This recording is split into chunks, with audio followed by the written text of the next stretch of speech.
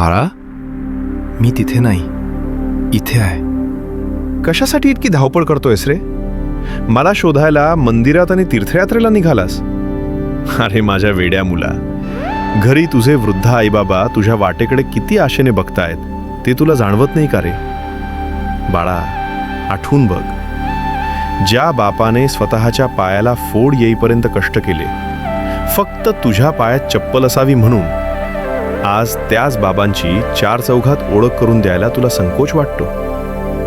आणि जिने तुझं भविष्य घडवण्यासाठी स्वतःचं तारुण्य, स्वतःचं रूप खर्च केलं, तिचं कातडं आता सुरकुतलंय म्हणून तिला जुन्या विचारांची ठरवून तू दूर लोटतोयस.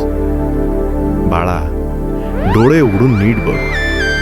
मी त्या दगडी मूर्तीत नाहीये, मी तर त्या आईबाबांच्या डोळ्यात साचलेल्या पाण्यात आणि त्यांच्या प्रेमात वास करतो. जा बाळा, आधी जाऊन त्यांची गळाभेट घे, त्यांची सेवा कर. त्यांच्या चेहऱ्यावरचं हसू हीच माझी खरी पूजा आहे. जा, त्यांना सांभाळ.